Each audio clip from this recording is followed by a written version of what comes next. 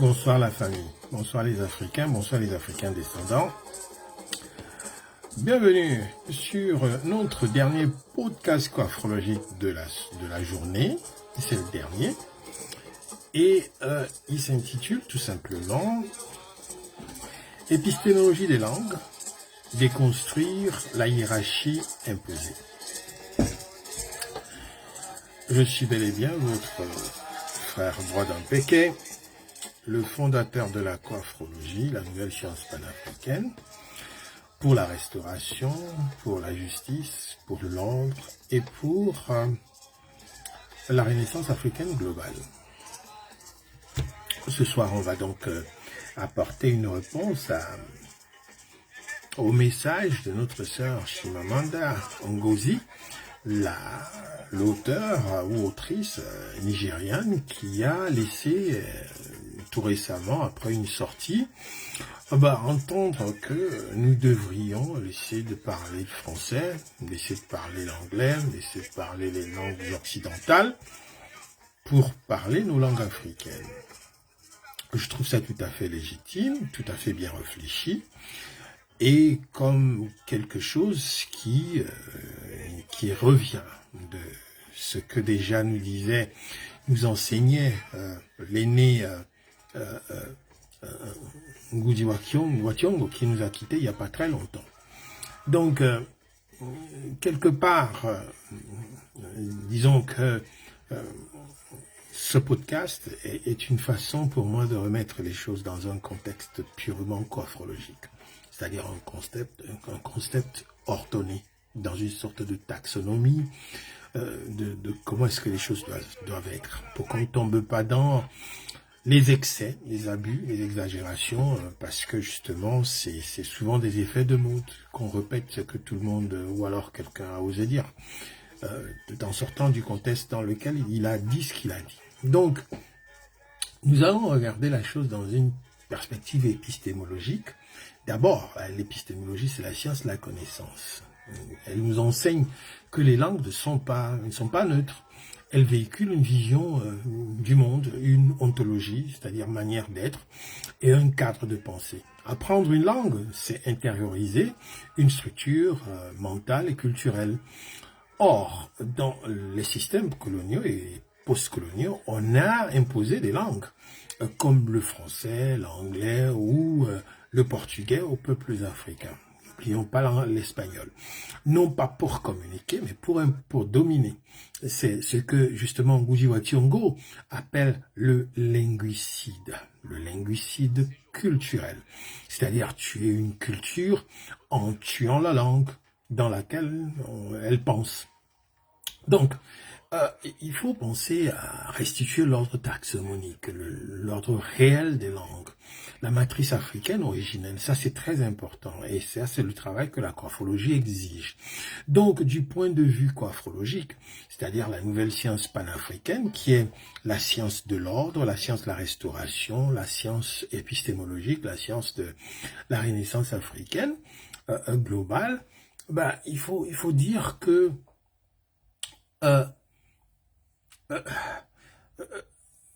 disons, il est essentiel d'aller au-delà du simple retour aux langues africaines nationales, genre Wolof, le Douala, le Batanga, le Banoro, le Bapuku, le Lingala, le Ewe, et j'en passe et d'autres, les Wondo, et de reconnaître l'existence d'une langue mère originelle africaine d'abord. Ça, c'est essentiel. C'est d'abord ça, la première chose qu'il faut commencer à faire. La première chose que je voudrais que les uns et les autres commencent à intégrer, c'est d'abord ça, qu'il a existé une langue originelle, qui est une sorte de langue matricielle, qui est le début de toutes les langues.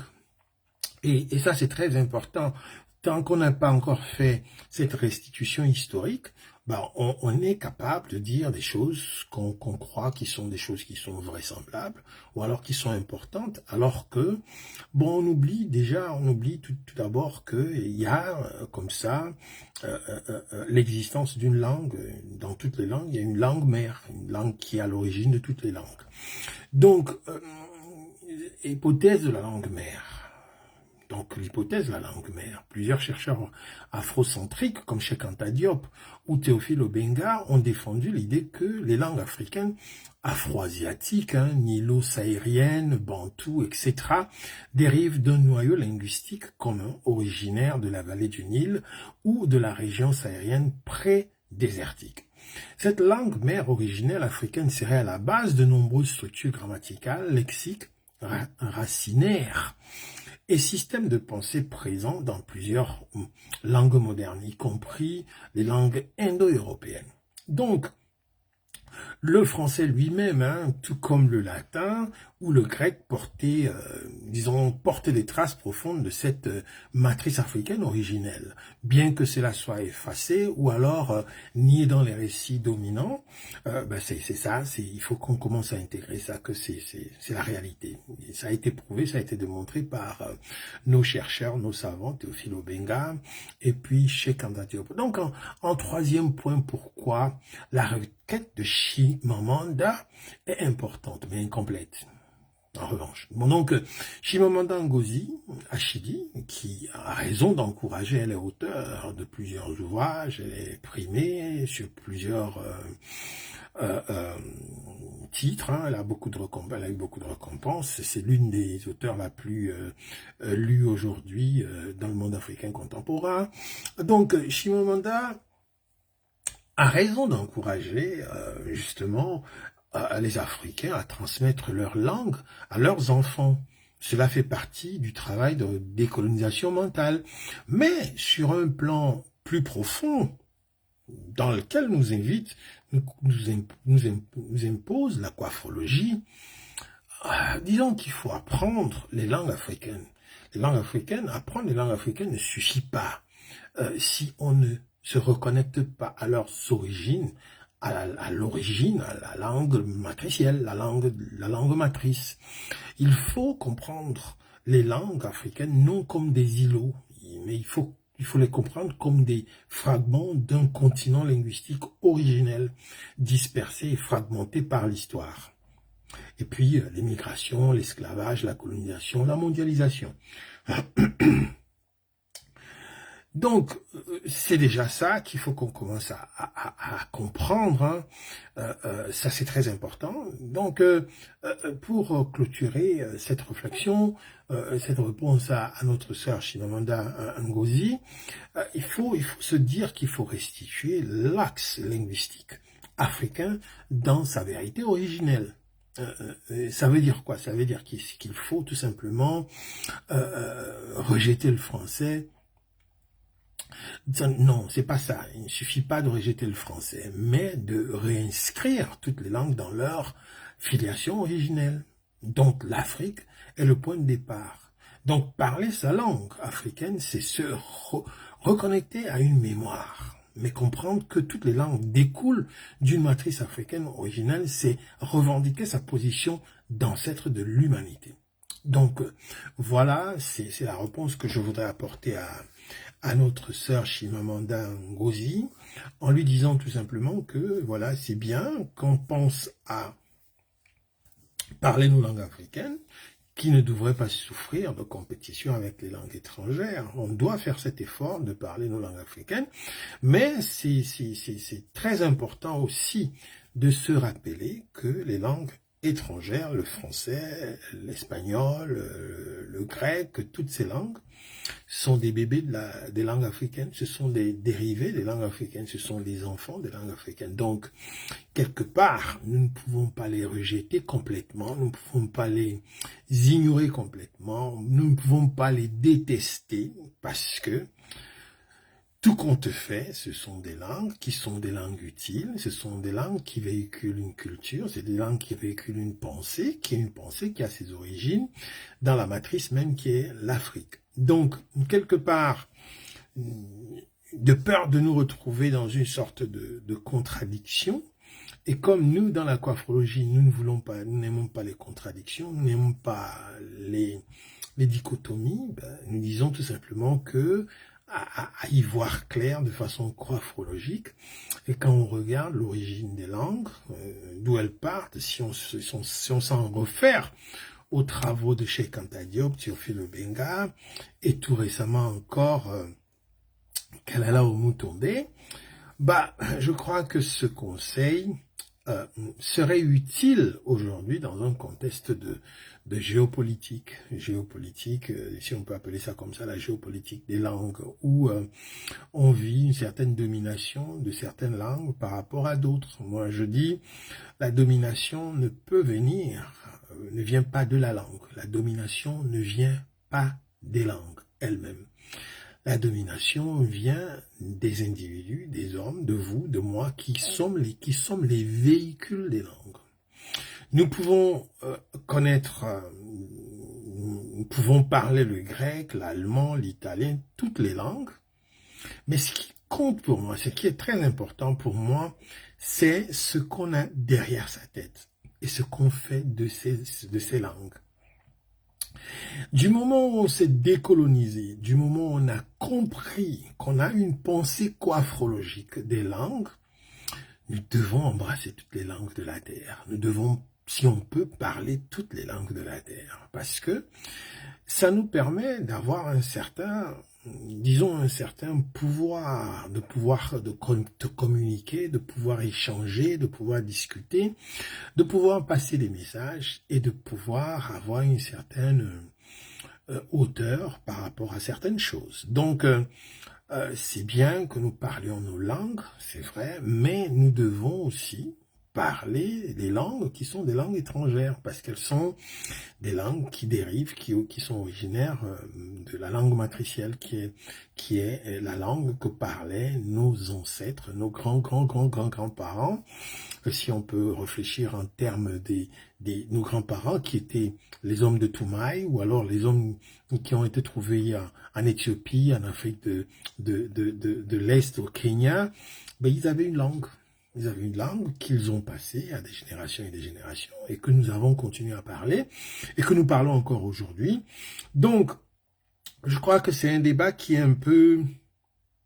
Pour moi, c'est un débat où alors c'est vrai, c'est des conseils qu'il faut qu'on se donne parce que c'est important aujourd'hui que nous puissions, parce que nos langues ont été délaissées pendant très longtemps. Ce que je dirais par contre, c'est que on peut essayer de niveler nos langues vers le haut, les ramener vers le haut pour essayer de retrouver un certain équilibre par rapport à toutes les langues de la planète.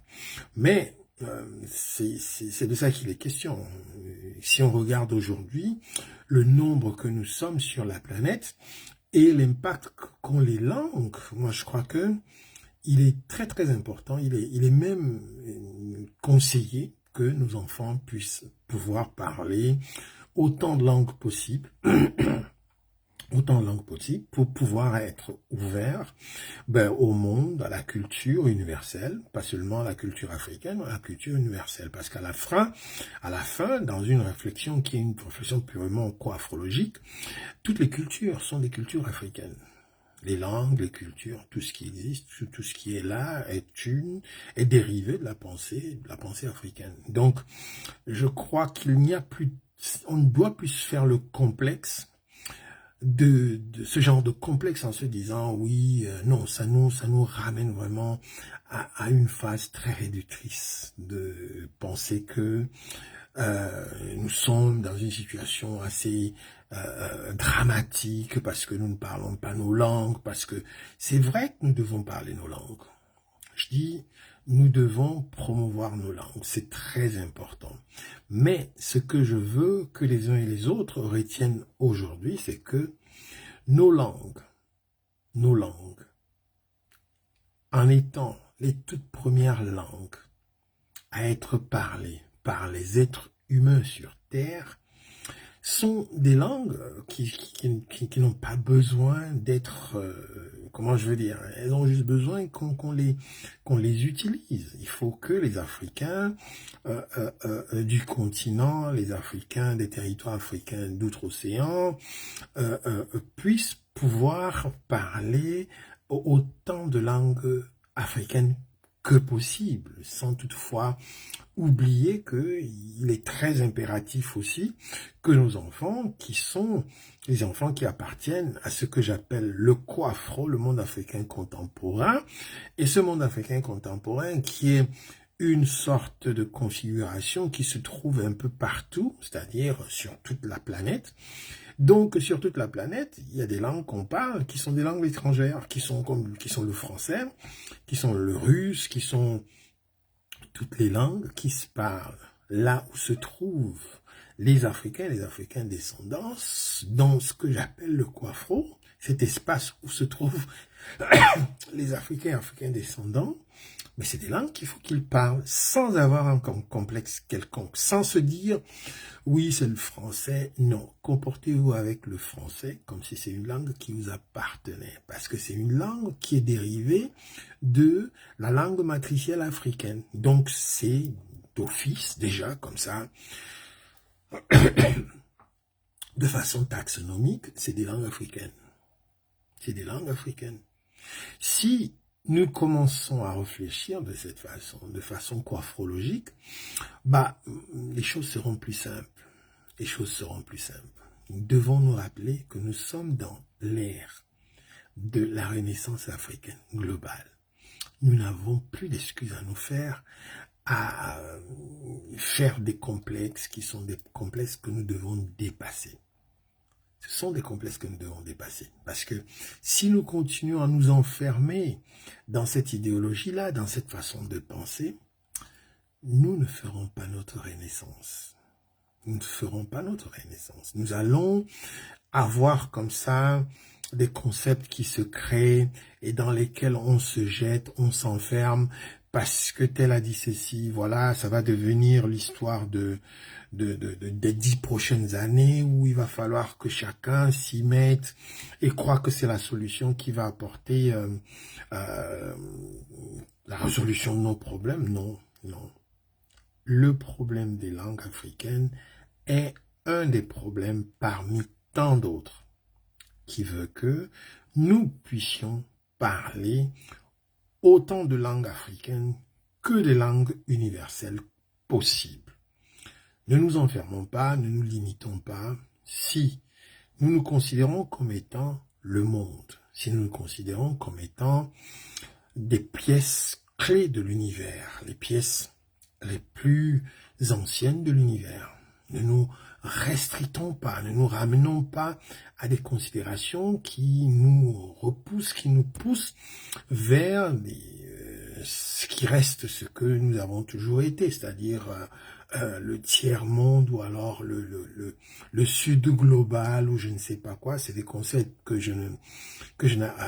dans lesquels je n'adhère pas beaucoup parce que ils nous font perdre justement l'axe de ce que nous sommes exactement. Ils nous font reculer, comme reculent beaucoup nos dirigeants politiques qui ont peur justement d'embrasser la nouvelle définition qui est la définition africaine, qui se trouve dans l'un des ouvrages que j'ai écrits, les concepts socio-ethniques, paradigmatiques africains, qui sont des nouveaux concepts, qui redéfinissent complètement le monde, l'Afrique d'aujourd'hui. Donc, voilà, c'est ce que je voulais échanger avec vous, pour vous dire que, franchement, le problème des langues africaines, n'en faisons pas un dogme, n'en faisons pas un dogme, c'est pas la peine. Travaillons nos langues, enseignons-les à nos enfants, mettons les moyens nécessaires là-dessus, mais n'oublions pas aussi que c'est important que nous apprenions nous-mêmes et que nous apprenions à nos enfants les langues du monde, parce que finalement, nos enfants, dans ce que j'appelle dans un langage purement coafrologique, le coafro, c'est-à-dire notre monde africain contemporain, notre espace global, notre trait d'union, notre monde à nous, ben on est obligé. On est obligé parce que quand on recense ce monde-là, on récupère ce monde-là, on s'impose, on s'identifie, on se reconnaît dans le coafro, on intègre carrément et facilement toutes les langues étrangères qui existent. Elles ne deviennent plus des langues étrangères, elles deviennent des langues africaines. C'est ce que je veux que chacun puisse avoir aujourd'hui. C'est le but de cette réflexion que je voulais partager avec vous aujourd'hui, qui va dans le sens de ce que Cheikh Anta Diop a préconisé et ce que le professeur Théophile Obianga continue à proposer aussi. Moi, j'arrive aujourd'hui avec la coafrologie, qui est une science de la restauration de l'ordre, la justice, voilà, tout ce que vous pouvez imaginer, à travers ce que j'appelle la condition existentielle des Africains et des Africains descendants, la CEADA, qui veut que, d'une manière ou d'une autre, il faut qu'on explique comment est-ce que nous nous retrouvons là où nous nous retrouvons et pourquoi nous sommes là où nous sommes et pourquoi il y a ces autres personnes qui sont là, qui parlent d'autres langues, mais comment ils sont là, comment est-ce qu'ils sont devenus blancs, pourquoi est-ce qu'ils ont des termes dans leurs mots qui ressemblent aux termes que nous utilisons aussi dans nos langues africaines. Donc, je crois qu'il faut savoir faire la part des choses. Il faut savoir faire la part des choses. Je préfère que mes enfants apprennent le français, qu'ils sachent le français, parce que c'est à partir de là qu'ils comprennent que la coafrologie est une science vraie. C'est à partir de là qu'ils se rendent compte que oui, justement, les Africains, nous avons un impact dans tout ce qui existe sur la Terre. C'est très important. Nos langues, nos cultures, tout a commencé à vibrer, en Afrique. Et tout continue à vibrer en Afrique. Tout a commencé à penser, à réfléchir en Afrique. Et tout continue à réfléchir, à vibrer en Afrique. Donc, moi je crois que nous devons faire très attention, de ne pas tomber dans ce jeu qui nous a fait souvent perdre beaucoup de temps à ne pas avancer vers les choses qui sont les choses essentielles. Donc voilà, c'est ce que je voulais échanger avec vous ce soir. Je suis très ravi que vous ayez suivi ce podcast jusqu'à son terme. Il se fait un peu tard là, donc je vais arrêter pour me mettre moi aussi au lit. Donc je vous dis à très bientôt. Demain, je vous prépare d'autres podcasts dans lesquels on va parler, je tiens à continuer la série sur les rencontres coafrologiques, où nous parlons vraiment des problématiques que nous rencontrons ici en Occident avec les problèmes de... Là, j'ai abordé d'entrée de jeu le podcast qui est en train de circuler en ce moment, c'est sur les mariages entre nos jeunes sœurs d'un certain âge avec des gens très âgés, occidentaux. Donc voilà, c'est sur mon mur, c'est sur mes murs, c'est sur mes réseaux. Donc, n'hésitez pas de suivre ces vidéos, de laisser des commentaires, de liker, de pourquoi pas m'envoyer des étoiles aussi, si vous pouvez. Voilà, donc nous offrons aussi des formations. Nous offrons des formations sur la coafrologie pour ceux qui voudraient s'intéresser à la coafrologie. Donc voilà, allez, je vous dis à très bientôt, bonne nuit chez vous et on se dit à très bientôt parce qu'il sera minuit dans bientôt, ce sera un nouveau jour. Que les ancêtres viennent à vos chevets et qui vous murmurent des connaissances, qui vous murmurent des secrets et qui vous apportent toutes les bénédictions nécessaires. Ubuntu Kama, à très bientôt. Au revoir.